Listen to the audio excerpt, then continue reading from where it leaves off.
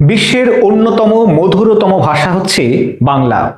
এটা কি শুধুই বাঙালির আবেগের কথা, নাকি এর মধ্যে কোনো সত্য রয়েছে, কোনো বাস্তবতা আছে?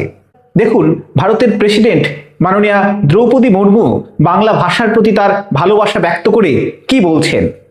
बांग्ला भाषा मुझे बहुत ही मीठा लगती है।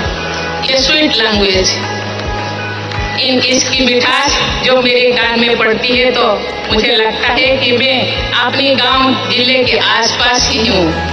इसका महक, इसका सुगंध मुझे मिठास मुझे आकर्षित करता है और आनंदित करता है।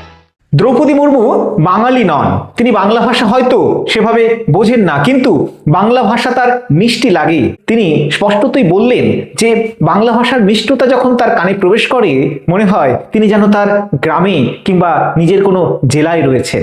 আমি বলবো আর এক বন্ধুর কথা। ফেসবুকের মাধ্যমে সেই বন্ধুর সঙ্গে আমার পরিচয়, জার্মান বন্ধু। তিনিও কিন্তু আমাকে বলেন বাংলা ভাষার প্রতি তার ভালো লাগা, ভালোবাসা ব্যক্ত করেন, এবং তার সঙ্গে যখন কথা হয়েছে তিনি আমাকে জানিয়েছেন বাংলা ভাষা শুনতে তার খুব মিষ্টি লাগে। তাহলে এই কথাটা শুধুমাত্র বাঙালির আবেগের কথা নয়। যারা বাংলা ভাষা বোঝেন না, যারা অন্য ভাষার মানুষ, অন্য দেশের মানুষ, বাংলা ভাষা তারা যখন শোনেন মনে হয় তাদের প্রাণীর কাছাকাছি কোনো ভাষা।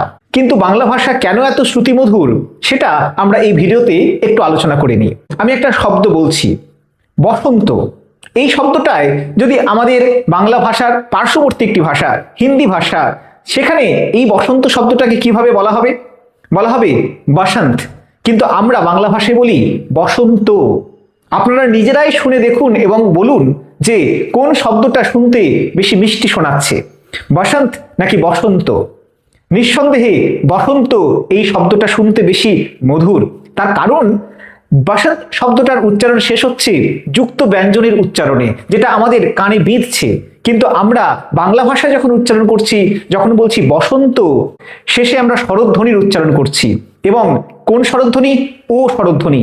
এই স্বরধ্বনিটা অত্যন্ত কোমল, তার উচ্চারণের কোমলতা আমাদেরকে আকৃষ্ট করে। এবং এরকম প্রচুর শব্দ আপনারা পাবেন, স্বরধ্বনির প্রতি তার একটা আকর্ষণ আছে, কিংবা যেখানে ব্যঞ্জন রয়েছে কিংবা যুক্ত ব্যঞ্জন রয়েছে সেখানে আমরা একটা করে স্বরধ্বনি উচ্চারণের চেষ্টা করি। এবং এই স্বরধ্বনির প্রতি তার যে আকর্ষণ, সেটাই কিন্তু বাংলা ভাষার উচ্চারণকে এতটা মধুর করে তোলে। এই শব্দটাকে আমরা ধরে নিই। সেখানেও দেখুন হিন্দি ভাষা আমরা কেমন উচ্চারণ করব? আমরা বলি শব্দ, শব্দ। উচ্চারণটা ওই যুক্ত ব্যঞ্জনে শেষ হয়ে যায়। কিন্তু আমরা বাংলায় উচ্চারণ করছি কি? শব্দ, শব্দ। এখানেও সেই ও ধ্বনির উচ্চারণ, স্বরধ্বনির উচ্চারণ, যুক্ত ব্যঞ্জনের উচ্চারণের মধ্যে যদি আমরা সীমাবদ্ধ থাকতাম, তাহলে